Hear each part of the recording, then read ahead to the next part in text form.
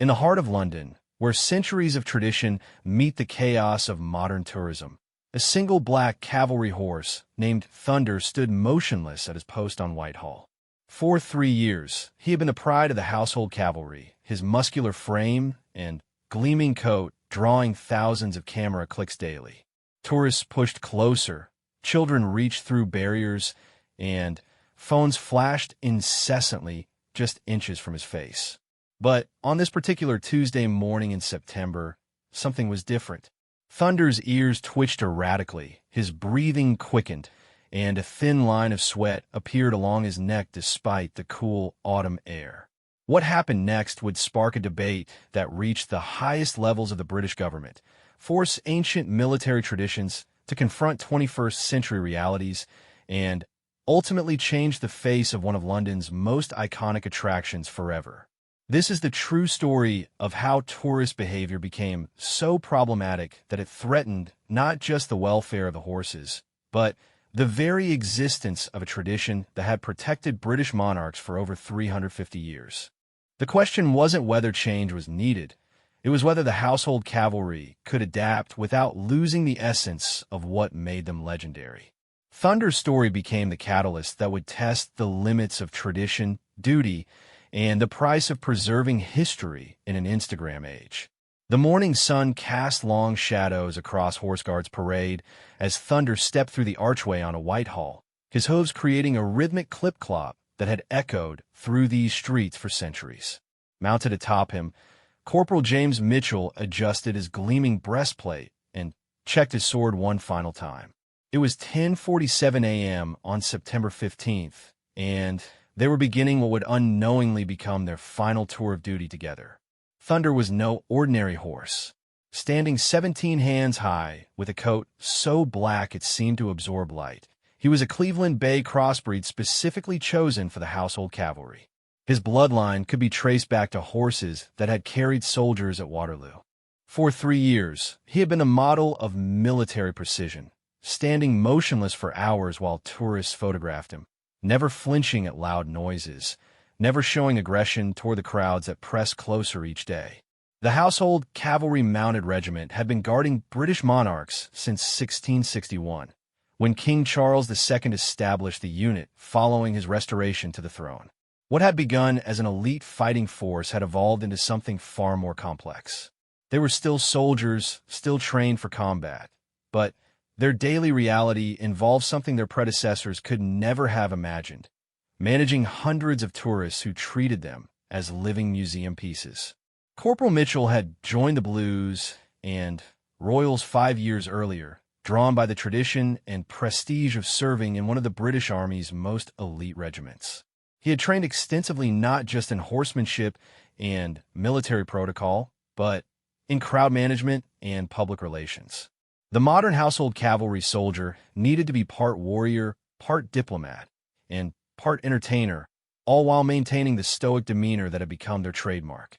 As Thunder took his position at the main gates of Horse Guards, the first tourists of the day were already gathering. A family from Japan approached cautiously, their teenage daughter holding a smartphone with obvious excitement. Mitchell nodded politely as they took photos from a respectful distance, remembering his training about representing the crown with dignity and grace. But the respectful tourists were becoming increasingly rare. The rise of social media had transformed the Horse Guard from a quiet ceremonial duty into a daily circus. Instagram influencers arrived with professional camera equipment, seeking the perfect shot for their followers. Tour groups pushed forward in waves, guides encouraging them to get closer for better photos.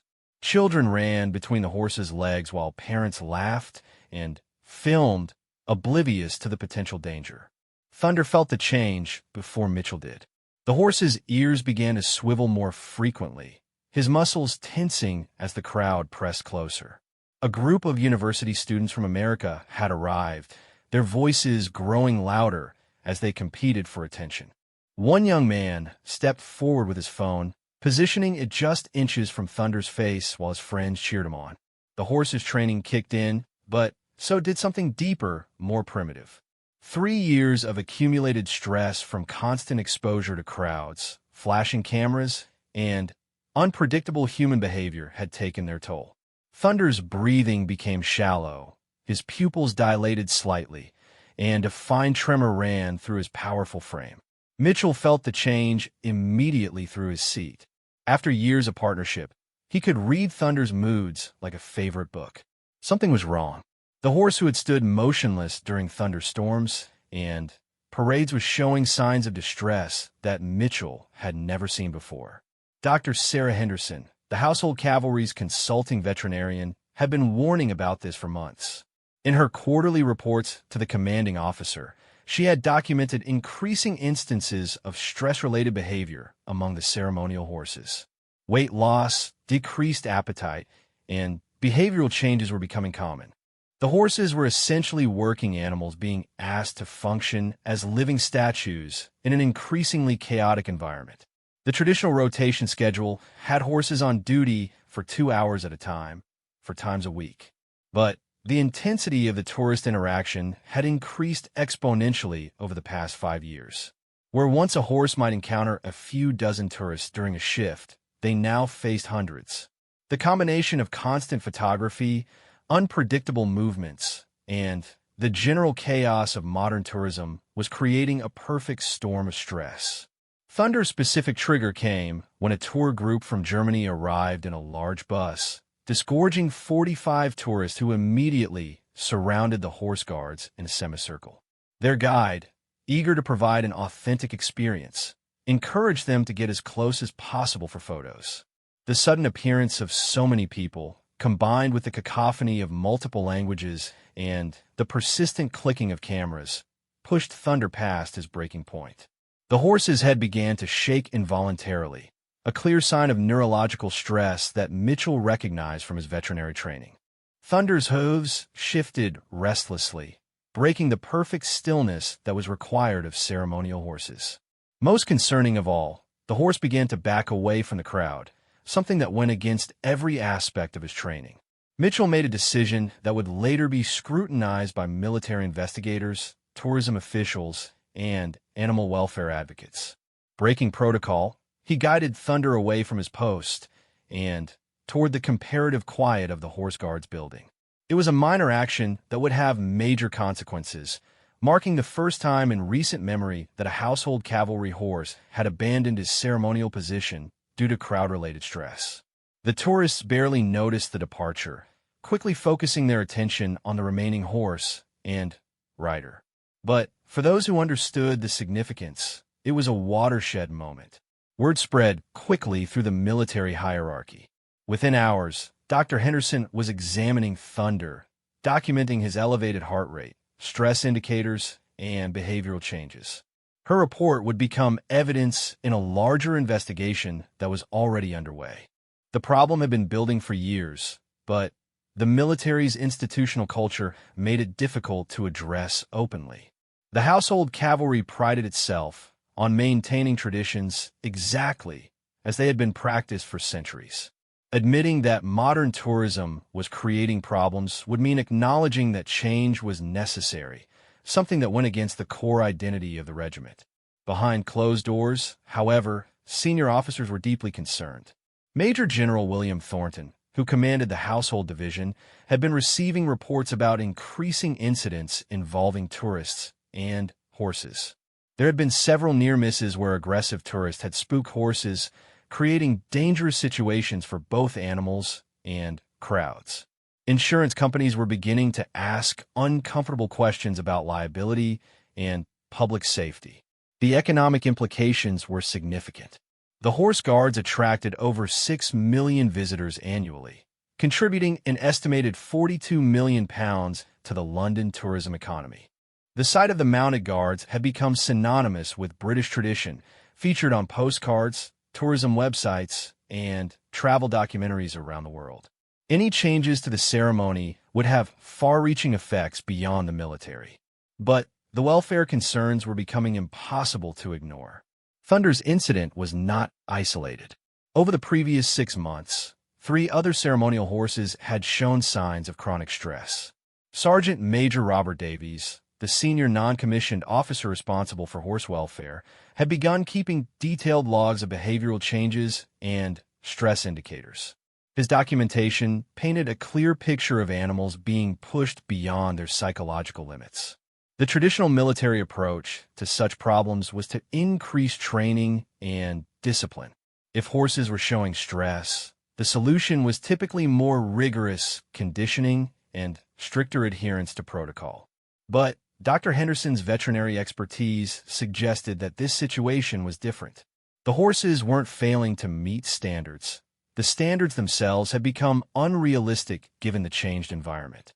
As Thunder was led back to the stables for evaluation, word of the incident began to spread through military channels. The household cavalry's reputation for absolute reliability was being questioned for the first time in decades. Senior officers faced a difficult choice: acknowledge the problem and risk damaging the regiment's prestige, or continue with business as usual and potentially face a more serious incident. The afternoon shift brought new challenges. Without Thunder, the remaining horses had to cover additional duties, increasing their stress levels and creating a cascade effect throughout the stable. Tourist numbers continued to climb as word spread on social media about the unusual activity at horse guards. Ironically, the very incident that demonstrated the problem was attracting even more attention from the crowds. Corporal Mitchell spent the afternoon writing incident reports and being debriefed by his superior officers. His decision to remove Thunder from duty was being evaluated not just for its immediate appropriateness, but for its implications for future operations. If soldiers began making independent decisions about when horses were too stressed to continue, it could undermine the predictability and reliability that made the ceremony effective. The broader context made the situation even more complex. Britain was going through a period of intense public scrutiny about animal welfare. Recent scandals involving racing horses and circus animals had heightened public awareness about the ethical treatment of working animals. The household cavalry's high profile made them particularly vulnerable to criticism if their practices were seen as outdated or harmful. Evening brought a temporary respite as tourist numbers diminished, but it also brought urgent meetings among senior staff. The commanding officer convened an emergency session to address what was being called the Thunder incident. Present were veterinary experts, animal behaviorists, tourism officials, and senior cavalry officers.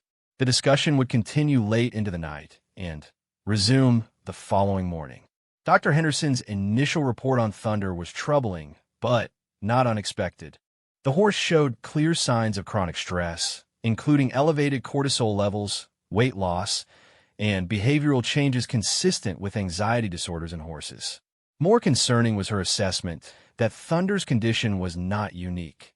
Similar signs were evident in roughly 30% of the ceremonial horses, with the percentage increasing among those with the longest service records. The meeting revealed fundamental disagreements about how to proceed. Traditional military leaders argued for maintaining existing protocols while implementing stricter crowd control measures. Animal welfare advocates pushed for significant changes to reduce stress on the horses, including shorter duty periods and physical barriers between horses and tourists. Tourism officials worried about the economic impact of any changes that might reduce the accessibility or authenticity of the experience. As the first day of what would become known as the Horse Guards crisis drew to a close, Thunder stood in his stable, still showing signs of stress but beginning to calm in the familiar environment. His breathing had returned to normal, but his appetite remained poor, and he startled more easily than usual at sudden noises. Dr. Henderson's examination had revealed the physical toll that 3 years of ceremonial duty had taken on an animal bred for strength and endurance. The incident had exposed a fundamental tension between preserving tradition and adapting to modern realities. The household cavalry's mission required them to be living symbols of British military history, but that symbolism was being undermined by the very popularity it had generated. The question facing military leaders was whether it was possible to maintain the authenticity and dignity of the ceremony while protecting the welfare of the horses who made it possible. Outside the Horse Guards building, tourists continued to gather, many unaware of the crisis unfolding within. Social media posts showed smiling families posing with the remaining mounted guards, perpetuating the cycle that had created the problem.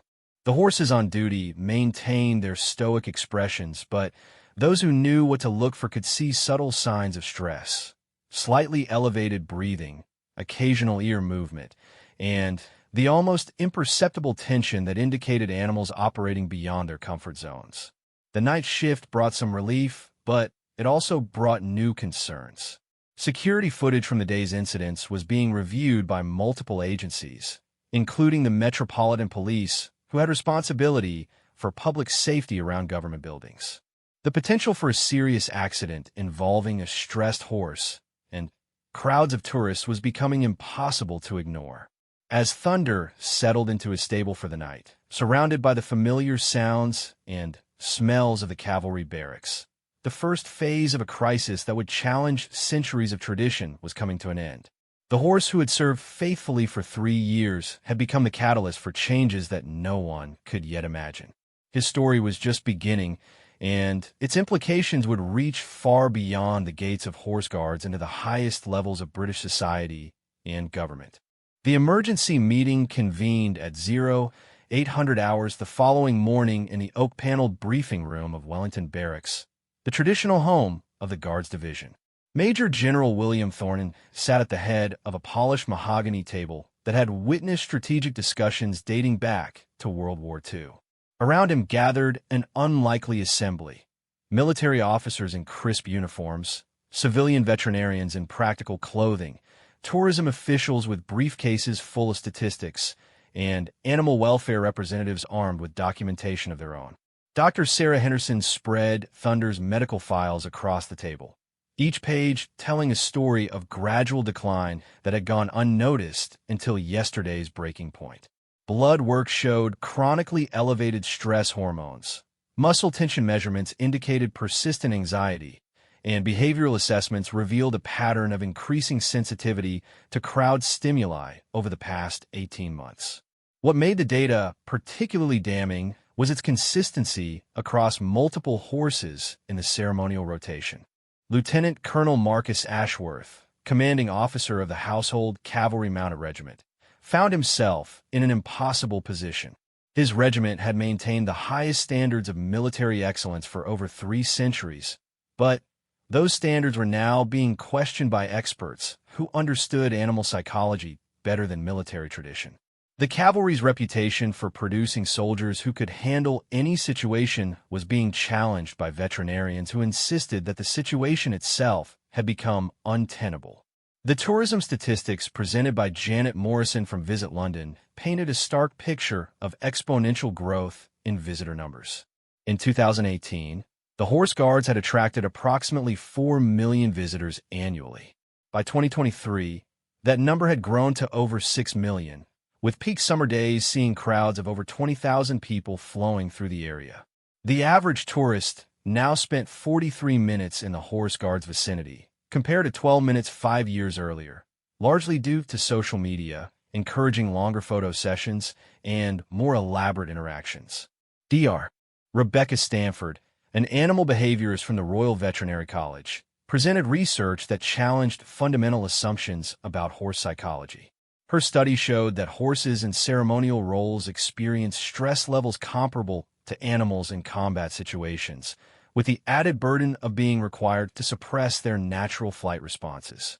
The constant exposure to unpredictable human behavior created a state of hypervigilance that was psychologically exhausting for animals whose survival instincts depended on being able to respond to perceived threats. The financial implications became clear when Morrison presented tourism revenue data. The Horse Guard ceremony generated an estimated £42 million annually in direct tourism spending, with additional indirect benefits reaching over £100 million when considering hotel stays, restaurant visits, and related activities by tourists attracted to London specifically to see the ceremonial horses. Any significant changes to the ceremony risked damaging London's appeal as a destination for international visitors. But the liability concerns were equally pressing. Legal advisor Simon Crawford from the Ministry of Defense outlined potential consequences if a stressed horse injured a tourist or caused a crowd panic. Recent court cases involving animal attacks in public spaces had resulted in multi-million-pound settlements, and the Crown's deep pockets made them particularly attractive targets for litigation. The risk assessment showed an increasing probability of serious incidents as tourist numbers continued to grow and horse stress levels remained elevated. Sergeant Major Robert Davies, responsible for day-to-day horse welfare, provided ground-level perspective that academic studies couldn't capture. His detailed log showed increasing instances of minor behavioral problems. Horses refusing to eat normally, displaying repetitive behaviors in their stalls, and requiring longer recovery periods between ceremonial duties. Most concerning were reports from soldiers about horses becoming less responsive to commands, suggesting that the stress was affecting their training and potentially creating safety risks for the riders as well. The historical perspective came from Colonel William Pemberton, regimental historian, who traced the evolution of the horse guard ceremony from its origins as a practical military function to its current role as tourist attraction. The original purpose was to provide security for royal palaces and government buildings, with the mounted guards serving as both deterrent and rapid response force. The ceremonial aspects had developed gradually over centuries, but the transformation into a tourist spectacle had occurred rapidly, primarily since the advent of digital photography and social media. The international comparison presented by Dr. Stanford revealed that other mounted ceremonial units worldwide were facing similar challenges. The Canadian Mounted Police had modified their tourist interaction protocols after stress-related incidents, implementing physical barriers and limiting photo opportunities. The Spanish Royal Guard had reduced ceremonial hours and increased rotation schedules.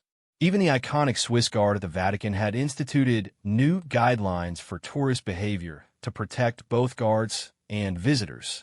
The meeting's first critical decision point came when Major General Thornton asked for specific recommendations.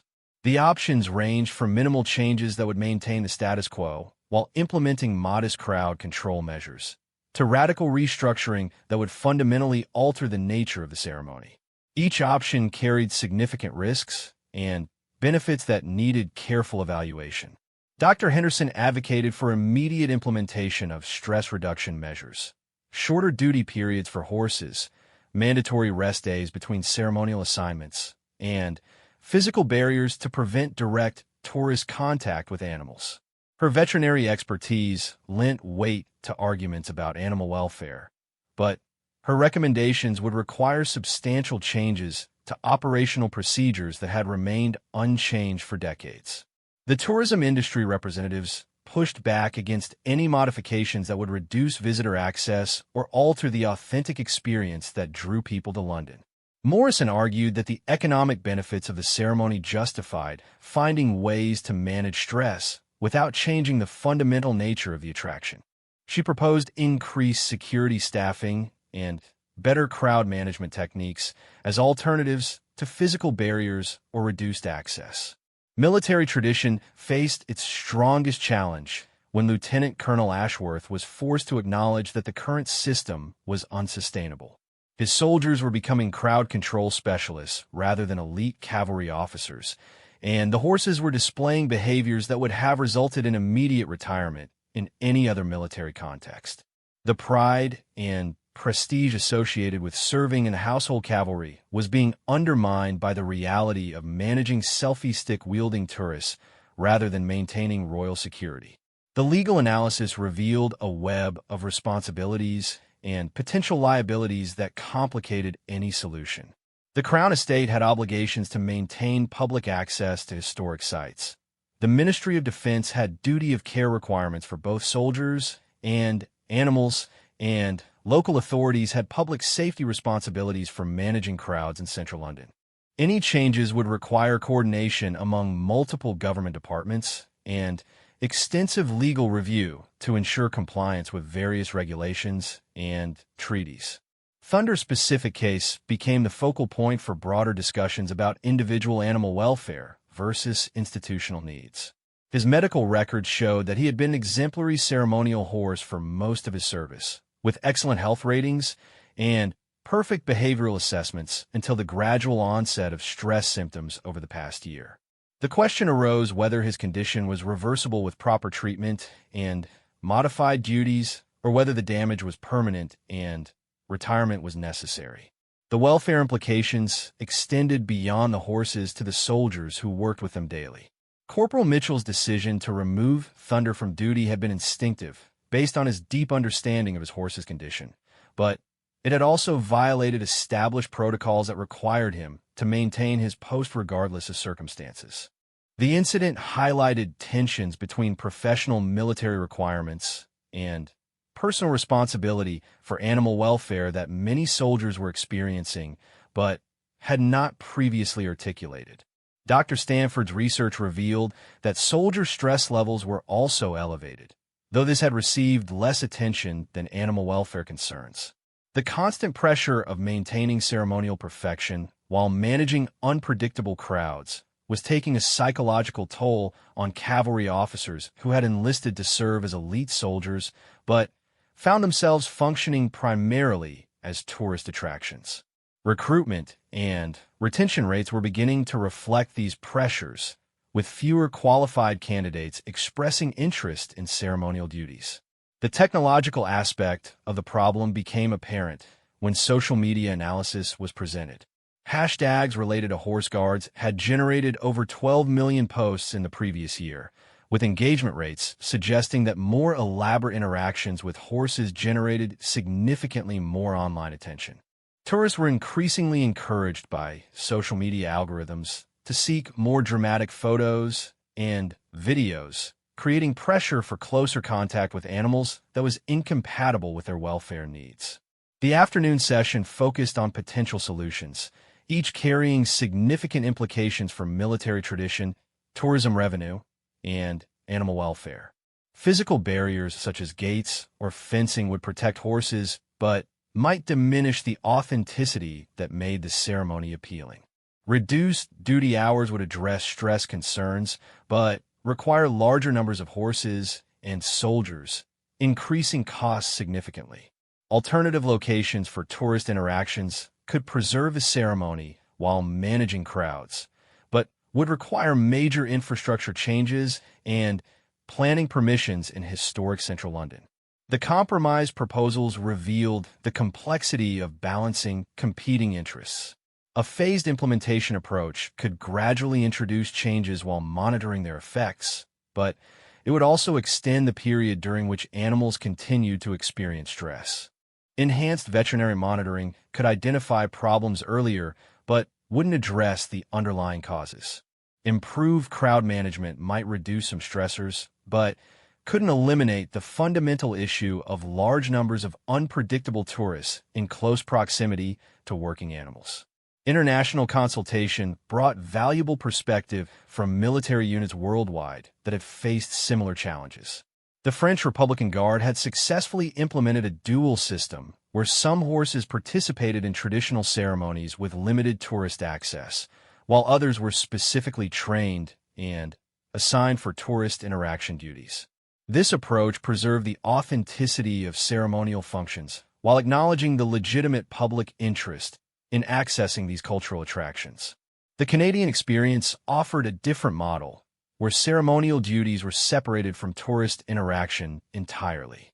The Royal Canadian Mounted Police maintained traditional ceremonies for official functions, but created separate programs for public engagement that were specifically designed for tourist interaction. This approach had successfully addressed welfare concerns while maintaining public access, though it required significant additional resources and infrastructure. Evening brought private consultations between key stakeholders as informal discussions revealed positions that couldn't be stated in official meetings. Military leaders privately acknowledged that the current situation was unsustainable, but worried about appearing weak or flexible on matters of tradition. Tourism officials recognized legitimate welfare concerns, but feared that any changes would set precedents for other traditional attractions that formed the backbone of London's appeal to international visitors. The veterinary consensus was clear. Immediate action was necessary to prevent more serious incidents. Dr. Henderson's examination of Thunder had revealed stress indicators that could lead to dangerous behavioral changes if not addressed promptly. Her professional recommendation was for immediate implementation of protective measures, regardless of their impact on tourism or tradition. The animal welfare community was prepared to escalate their concerns publicly if adequate protections were not implemented voluntarily.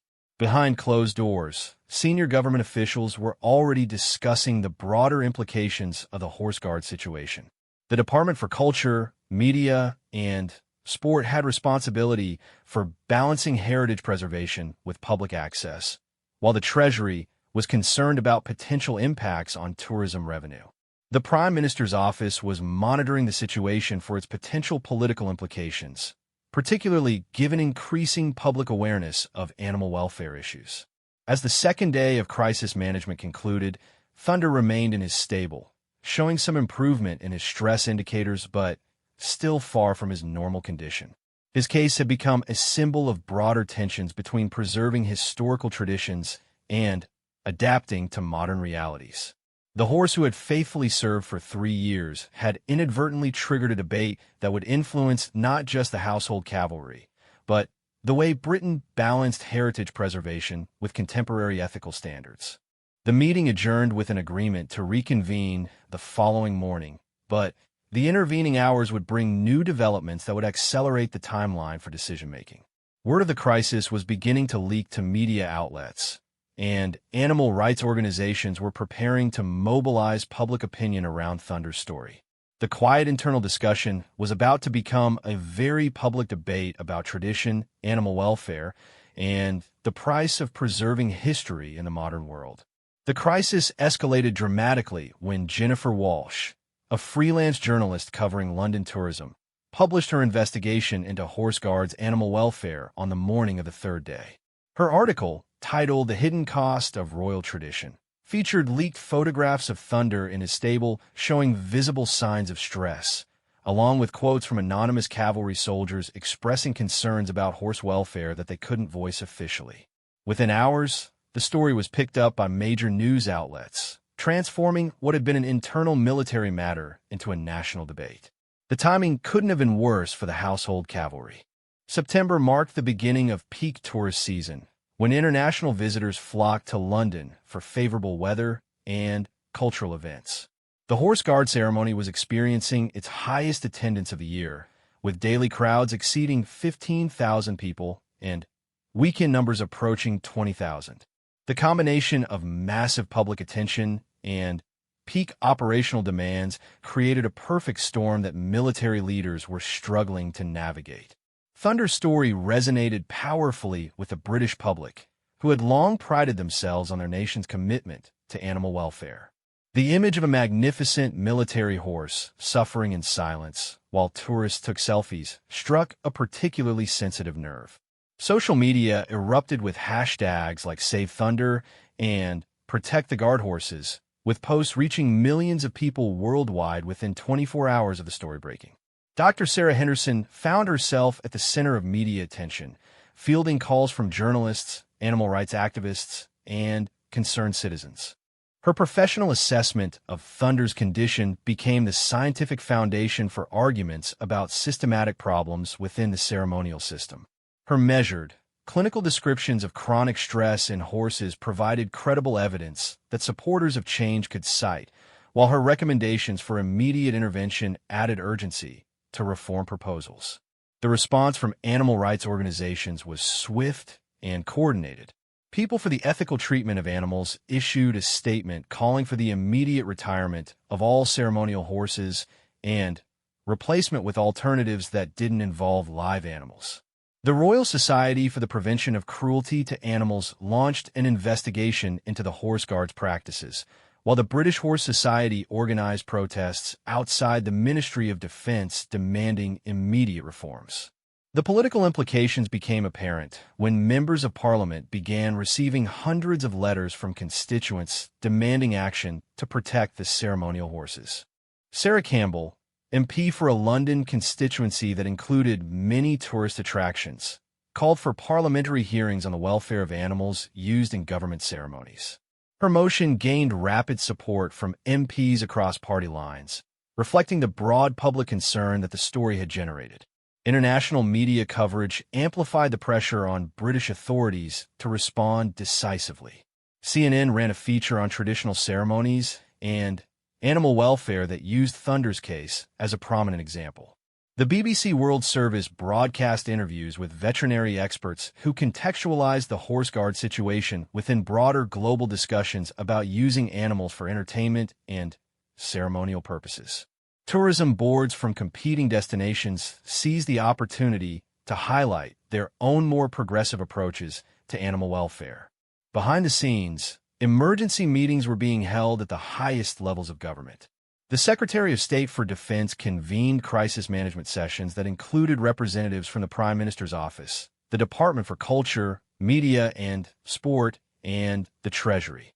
The political cost of appearing indifferent to animal welfare was considered alongside the economic risks of damaging London's tourism industry and the cultural implications of altering centuries-old traditions. The household cavalry found itself fighting a public relations battle for which their training had not prepared them. Military spokespersons accustomed to discussing operational capabilities and ceremonial protocols struggled to address complex questions about animal psychology and welfare standards. Their initial responses, emphasizing the historic importance of the ceremony and the professional care provided to horses, seemed defensive and out of touch with public concerns about Thunder's obvious distress. Lieutenant Colonel Marcus Ashworth faced the most difficult challenge of his military career as media pressure intensified.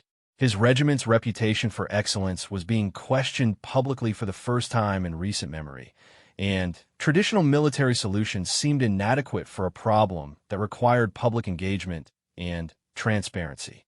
The closed-door culture that had served the military well in operational contexts was proving counterproductive in addressing civilian concerns about animal welfare. Tourism industry representatives scrambled to assess the potential damage to London's international reputation. Early indicators suggested that negative publicity was already affecting booking rates, with several tour companies reporting increased inquiries from clients concerned about ethical tourism. The prospect of London being perceived as a destination that prioritized tradition over animal welfare threatened to undermine years of marketing investment in promoting the city as a progressive, modern capital.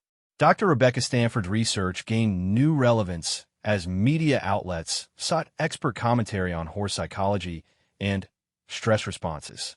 Her academic work on ceremonial animals provided scientific context for Thunder's condition while also highlighting broader issues affecting other horses in similar roles. Her interviews helped educate the public about subtle signs of animal distress that most tourists wouldn't recognize, making the case for professional intervention even when problems weren't immediately obvious. The legal implications multiplied as animal welfare organizations threatened court action to force changes in horse guards operations. Solicitors specializing in animal rights law identified potential violations of the Animal Welfare Act, while European Union regulations on animal protection provided additional grounds for legal challenges. The Crown Estate's responsibility for maintaining public access to historic sites was now balanced against potential legal liability for animal welfare violations. Thunder's individual story became a symbol for broader questions about the ethics of using animals for human entertainment. Philosophical debates emerged about whether ceremonial traditions justified continuing practices that caused psychological distress to animals, even when those traditions held deep cultural significance. The discussion expanded beyond horses to include broader questions about animals in circuses, zoos, and other entertainment contexts. The social media campaign supporting Thunder took on a life of its own as celebrities and influencers shared the story with their followers. A petition demanding immediate reforms to protect ceremonial horses gained over 500,000 signatures in 3 days, while fundraising campaigns emerged to support horse welfare organizations. The viral nature of the story demonstrated the power of individual animal stories to mobilize public opinion around broader policy issues. Behind the media storm, practical efforts were underway to address Thunder's immediate needs while developing longer-term solutions. Dr. Henderson implemented an intensive rehabilitation program designed to reduce his stress levels through modified routines, environmental enrichment, and carefully controlled exposure to stimuli. The program served as a pilot for approaches that could potentially be applied to other horses showing stress symptoms.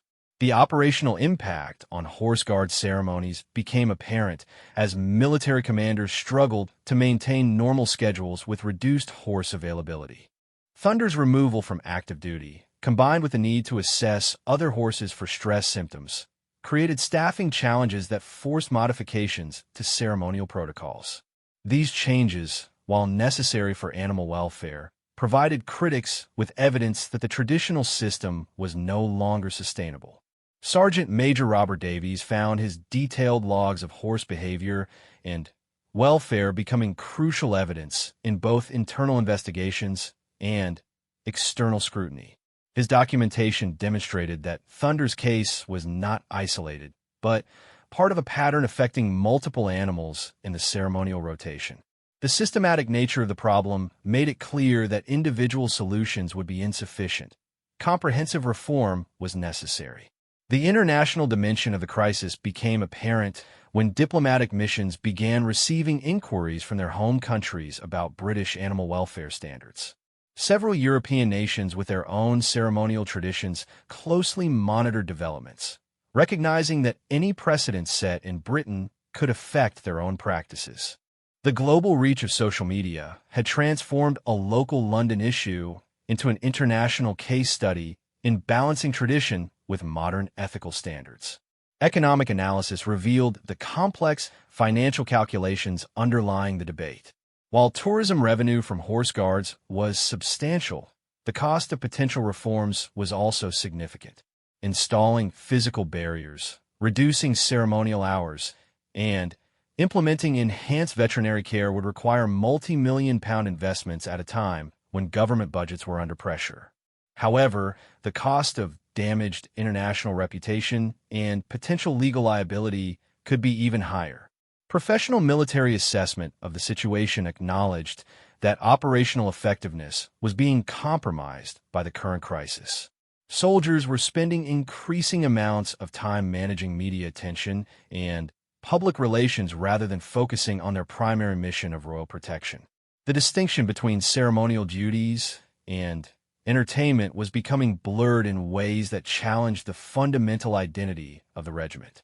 Educational initiatives emerged as one potential path forward, with proposals for visitor centers that could provide context about military tradition and horse welfare without requiring direct animal interaction. The Tower of London model, where historical interpretation combined tourist appeal with heritage preservation, offered possibilities for reimagining the horse guards experience. However, such fundamental changes would require extensive planning and substantial investment. The veterinary community rallied around Dr. Henderson's assessment while also providing broader context about stress in working animals. Professional organizations issued statements supporting evidence-based approaches to animal welfare in ceremonial contexts, while veterinary schools incorporated Thunder's case into their curricula as an example of complex ethical and practical challenges facing the profession. As the third day of intensive media coverage concluded, Thunder remained in his stable, showing gradual improvement under Dr. Henderson's care, but still far from fully recovered. His rehabilitation had become a closely watched indicator of the military's commitment to addressing welfare concerns. Every aspect of his treatment was being documented and scrutinized as evidence of whether meaningful reform was possible within existing institutional structures. The evening brought another emergency meeting of key stakeholders, but the context had changed dramatically. What had begun as internal discussions about operational challenges had become a very public debate about Britain's values and priorities. The participants now included media relations specialists, political advisors, and public opinion analysts alongside the military officers and veterinary experts who had dominated earlier sessions. The pressure for immediate action was intensifying as animal welfare organizations planned larger protests and media outlets prepared follow-up investigations. Parliament was demanding answers. Tourism industry leaders were expressing concerns about reputational damage, and international observers were watching to see how Britain would balance tradition with contemporary ethical standards. Thunder's story had become much more than the tale of one stressed horse. It had become a test of whether ancient institutions could adapt to modern realities without losing their essential character. The fourth day promised to bring new challenges as political leaders prepared to make statements that would influence not just the future of the Horse Guard ceremony, but Britain's approach to animal welfare and cultural traditions more broadly. Thunder's rehabilitation continued, but his case had already triggered changes that would affect ceremonial horses, military traditions, and tourism practices for years to come. The fourth day brought the announcement that would reshape the Horse Guard's tradition forever. At 10 a.m., Secretary of State for Defense Victoria Harrison stood before reporters outside the Ministry of Defense building, flanked by Major General William Thornton and Dr. Sarah Henderson. Her statement, carefully crafted after intensive overnight negotiations, would attempt to balance competing pressures while charting a path forward that preserved both tradition and animal welfare. The immediate changes were more substantial than many had expected. Effective immediately, all ceremonial horses would undergo comprehensive veterinary and behavioral assessments to identify stress-related issues. Horses showing signs of psychological distress would be removed from active ceremonial duty, pending rehabilitation or retirement. The announcement sent shockwaves through tourism industries that had built marketing campaigns around unrestricted access to the iconic guards. Thunder's fate was revealed as part of the broader reforms. Dr. Henderson's assessment concluded that while his stress levels were improving with proper care, the psychological damage from prolonged exposure to crowd pressure was unlikely to fully reverse. Thunder would be retired from ceremonial duties, but would remain with the regiment in a training role, helping to prepare younger horses for their eventual service. His story had saved him from further suffering while providing a blueprint for identifying and addressing similar cases. The physical changes to horse guards would be the most visible to tourists. Construction began immediately on elegant but effective barriers that would maintain sightlines for photography while preventing direct contact between crowds and horses. The barriers, designed by architects specializing in historic preservation, used traditional materials and styling that complemented the Georgian architecture while serving modern safety needs. The compromise satisfied neither purists who wanted no barriers nor advocates who preferred complete separation, but it represented a workable solution. Operational changes proved even more significant than physical modifications. Ceremonial duty periods were reduced from 2 hours to 90 minutes, with mandatory rest periods extended and rotation schedules adjusted to prevent horses from working consecutive days. The changes required recruiting additional horses and soldiers, increasing the regiment's size for the first time in decades. The expansion provided opportunities for career advancement while distributing workload more evenly among animals and personnel. The introduction of specialist tourism roles created new career paths within a regiment. Selected soldiers would receive additional training in public relations and crowd management, becoming designated liaisons for tourist interaction, while others focused purely on ceremonial and security functions. This division of labor allowed the regiment to maintain its military effectiveness while acknowledging the reality of its public-facing responsibilities. Dr. Henderson's appointment as Chief Veterinary Officer for Ceremonial Animals institutionalized the welfare reforms within military structure. Her new position, the first of its kind in British military history, carried authority to intervene in operational decisions when animal welfare was at risk. The appointment sent a clear message that veterinary expertise would now have equal weight with military tradition in shaping ceremonial practices. The economic impact of reforms became apparent as tourism industry leaders assessed the changes. Initial concerns about reduced accessibility proved largely unfounded, as visitor surveys showed that most tourists appreciated the protective measures and found the ceremony more enjoyable when horses appeared calm and well cared for. The educational components added to the experience, with many visitors expressing gratitude for learning about the history and welfare of ceremonial animals. International attention remained intense as other nations with similar traditions watched Britain's approach to balancing heritage with animal welfare. The Canadian Mounted Police announced plans to study the British reforms for potential application to their own ceremonial programs, while European Royal Guards sent delegations to observe implementation of the new protocols. Thunder's story was becoming a case study in institutional adaptation to changing ethical standards. The rehabilitation program developed for Thunder became a model for treating stress-related conditions in other working animals. Dr. Henderson's protocols combined environmental enrichment, gradual desensitization therapy, and pharmaceutical intervention when necessary. The comprehensive approach addressed both immediate symptoms and underlying causes of stress, providing tools that could be applied beyond military context to horses in other high-pressure situations. Media coverage gradually shifted from crisis reporting to documenting the implementation of reforms. Thunder's visible improvement under the new protocols provided powerful evidence that change was beneficial for animal welfare without compromising the dignity of the ceremony. Photos showing him relaxed and alert during training sessions contrasted sharply with earlier images of a visibly stressed horse, helping to build public support for the reform process. The legal framework supporting the changes established precedents that extended beyond ceremonial horses. New regulations required regular veterinary assessments for all government-employed animals in public-facing roles, while establishing clear protocols for intervention when welfare concerns arose. The legislation influenced standards for animals used in entertainment, tourism, and ceremonial contexts across the United Kingdom. Training programs for soldiers reflected the new balance between military tradition and animal welfare responsibilities. Recruits learned to recognize signs of stress in horses and were empowered to take appropriate action when welfare concerns arose. The curriculum included modules on animal psychology, public relations, and ethical considerations in working with animals, preparing soldiers for the reality of modern ceremonial duties. The financial investment required for reforms proved substantial, but manageable within existing budgets.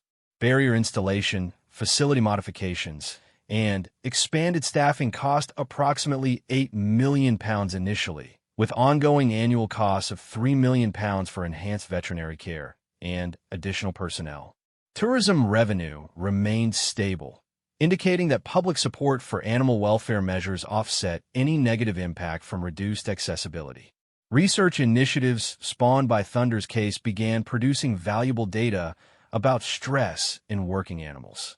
Universities partnered with the military to study the effectiveness of various intervention strategies, while international collaborations emerged to share best practices for animal welfare in ceremonial contexts.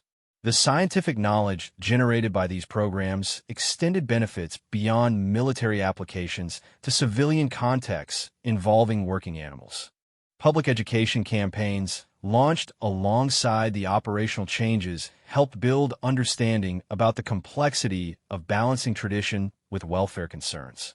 Visitor centers provided interactive displays explaining horse psychology, military history, and the challenges of maintaining ceremonial traditions in modern contexts. The educational approach transformed potential conflicts between competing values into opportunities for deeper appreciation of both military service and animal welfare. The recruitment impact proved surprisingly positive as the military's progressive approach to animal welfare attracted candidates who might not otherwise have considered cavalry service. Young people particularly responded to the regiment's demonstrated commitment to ethical treatment of animals, viewing it as evidence of an institution capable of evolving while maintaining its core values. Applications for cavalry positions increased 20% following implementation of welfare reforms.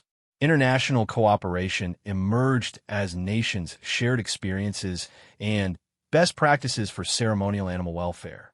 The Commonwealth nations with similar traditions formed a working group to coordinate approaches and share research findings. The collaboration reduced costs for individual countries while accelerating development of effective welfare protocols across multiple contexts and cultures.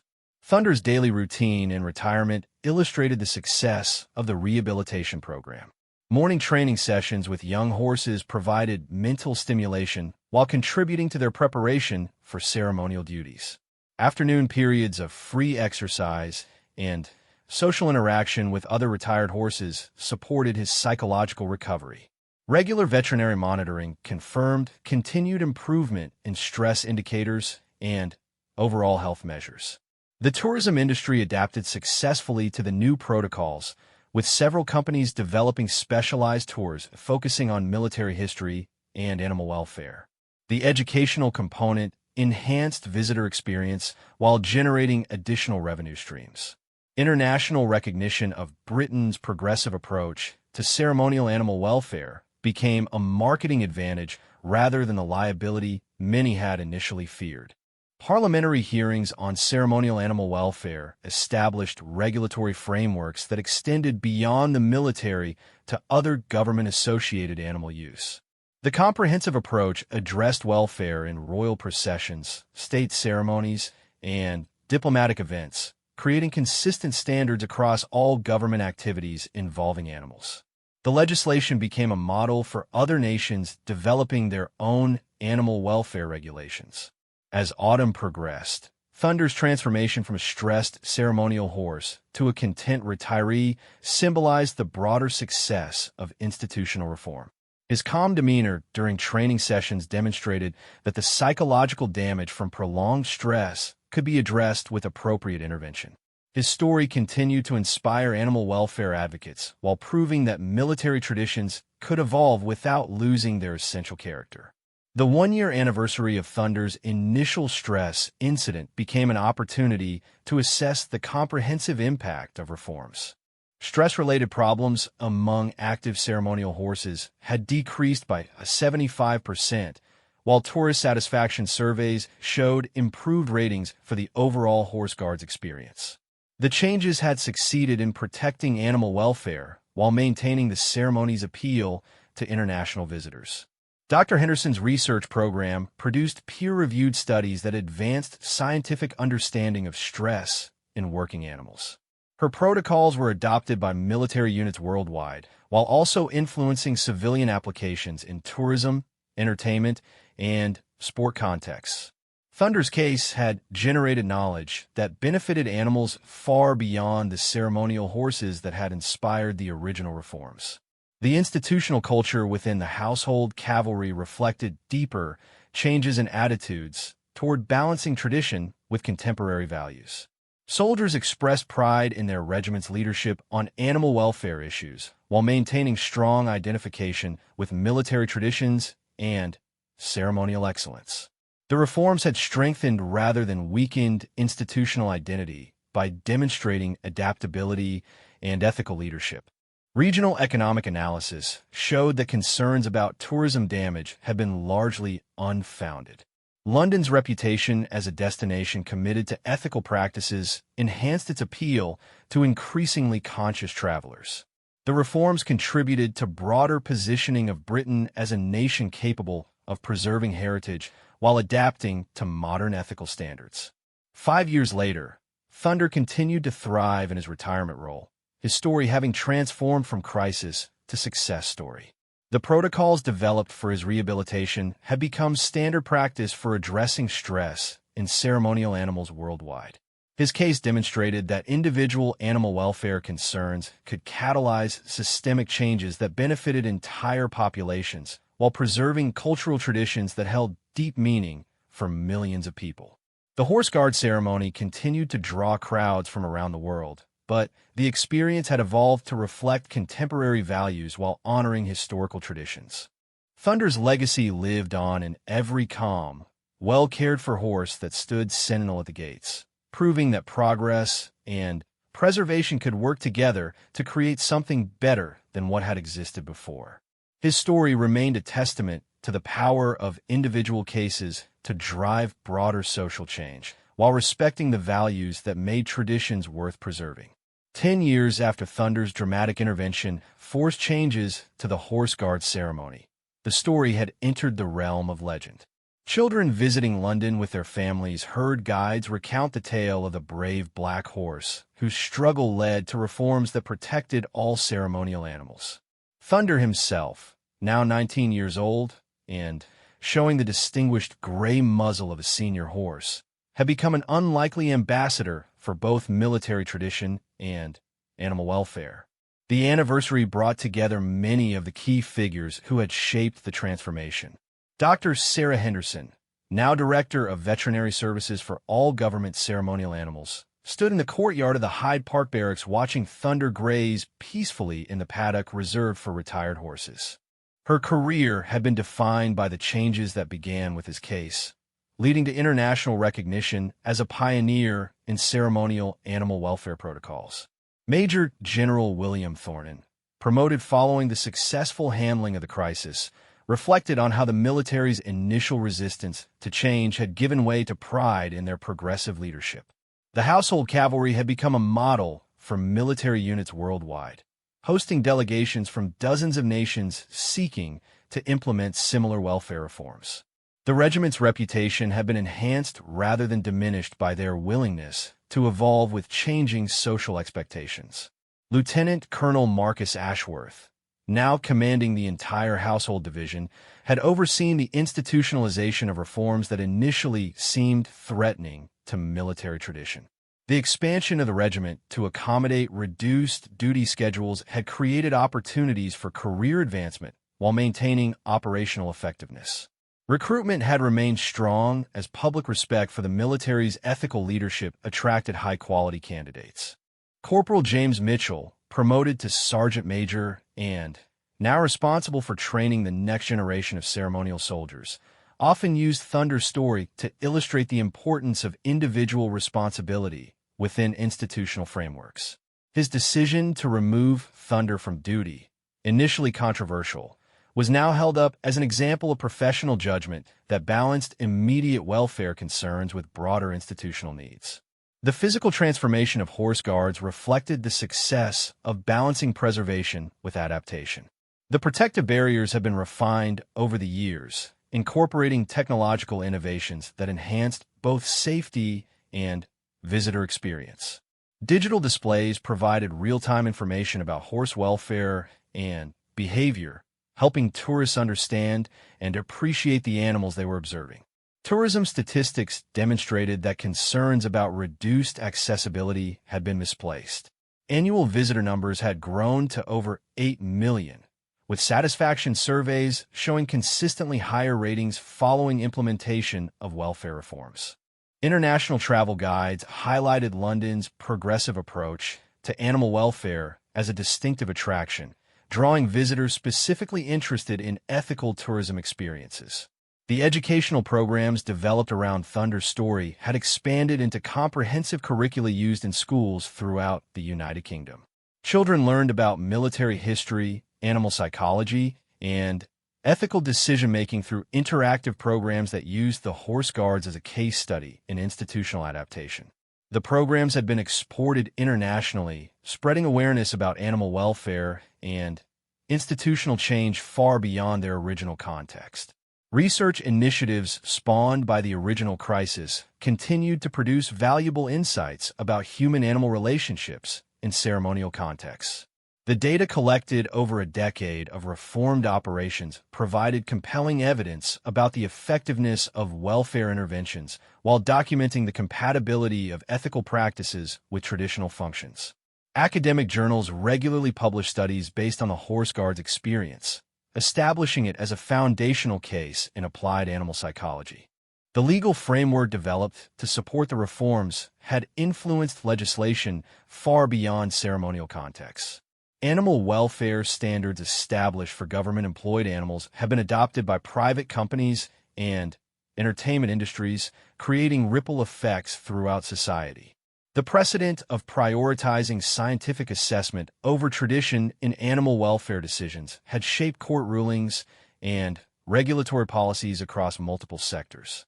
Thunder's rehabilitation had been so successful that veterinary schools used his case as a standard example of stress intervention and recovery. His transformation from a psychologically damaged animal to a content retiree demonstrated the possibility of healing even severe trauma with appropriate treatment. The protocols developed for his care had been refined and systematized, providing tools that benefited animals in various high-stress situations worldwide.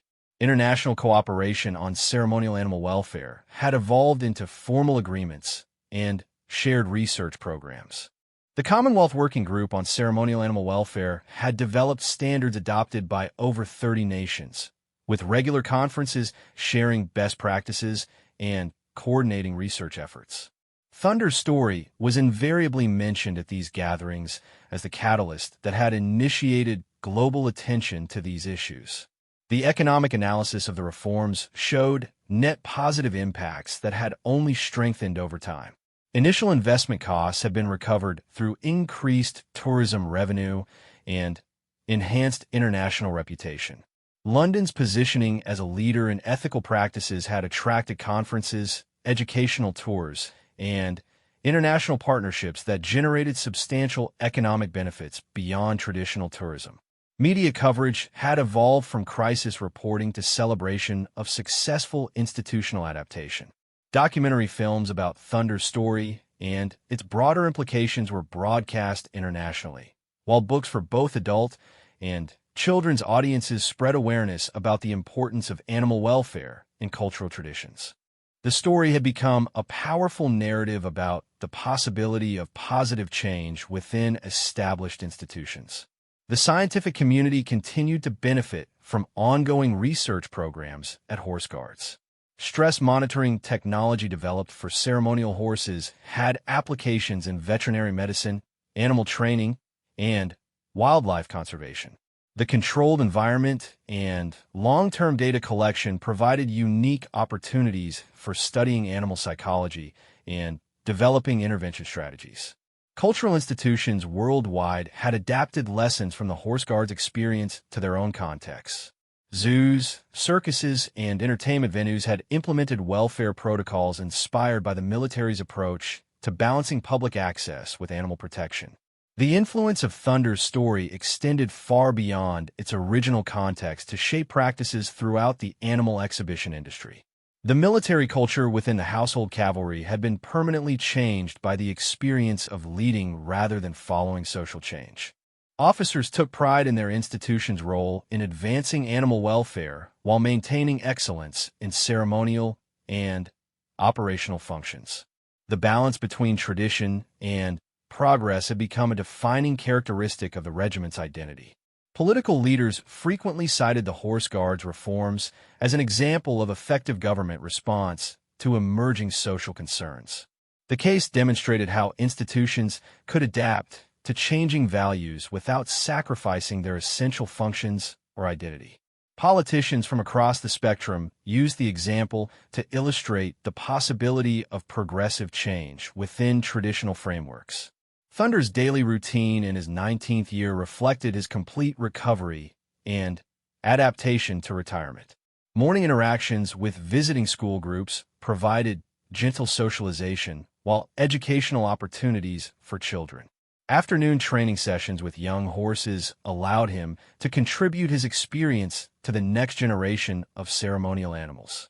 Evening turnout in spacious paddocks satisfied his need for natural behavior and social interaction with other retire horses. Dr. Henderson's assessment of Thunder's long-term recovery provided compelling evidence about the resilience of animals given appropriate care. His stress indicators had returned to normal ranges within 2 years of retirement, while his physical condition remained excellent despite his advancing age. The case proved that even severe psychological trauma could be addressed successfully with comprehensive intervention programs. The visitor experience at Horse Guards had been transformed into something richer and more meaningful than the simple photo opportunity it had once been. Educational displays explained the history and significance of the ceremony while highlighting the welfare of the horses involved. Interactive exhibits allowed tourists to learn about animal behavior and the challenges of balancing tradition with contemporary values. International recognition of Britain's leadership in ceremonial animal welfare had become a significant diplomatic asset. The country's reputation for progressive approaches to traditional practices enhanced its standing in international forums on cultural preservation and animal protection. Delegations from developing nations regularly sought British expertise in establishing their own ceremonial animal welfare programs. The anniversary celebration brought together stakeholders who had once been adversaries in debates about reform. Tourism industry leaders, animal welfare advocates, military officers, and veterinary experts gathered to commemorate not just Thunder's recovery, but the broader success of collaborative problem-solving. The event demonstrated how competing interests could find common ground through commitment to evidence-based decision-making and shared values. Thunder's legacy extended far beyond the specific reforms he had inspired. His story had become a symbol of the possibility for positive change within traditional institutions, demonstrating that progress and preservation were not necessarily contradictory. Educational programs, research initiatives, and policy changes that began with his case continued to benefit animals and humans worldwide. As the ceremony concluded and visitors departed, Thunder returned to his peaceful grazing, unaware of his role in transforming attitudes about animal welfare in ceremonial contexts. His quiet contentment provided a powerful testament to the success of reforms that had once seemed impossible. The horse who had suffered in silence for the sake of tradition had ultimately saved both himself and countless others by forcing a reckoning with practices that no longer served their intended purpose. The transformation of Horse Guards stood as proof that ancient traditions could evolve to meet contemporary standards without losing their essential meaning or value. Thunder's story reminded everyone who heard it that individual welfare matters, that institutions can change for the better, and that progress often begins with a single voice, or in this case, a single stressed horse, demanding that someone pay attention to suffering that had been ignored for too long. In the end, Thunder's greatest victory was not his own recovery, but the system-wide changes that ensured no future ceremonial horse would endure what he had experienced. His legacy lived on in every calm, well-cared-for horse that stood guard at the gates of power, each one a beneficiary of the courage he had shown in breaking under pressure and forcing those responsible to acknowledge that something fundamental needed to change. The tradition continued, but it continued better, more humane, more sustainable, and more worthy of the respect it commanded from millions of visitors who came to witness the intersection of history and hope.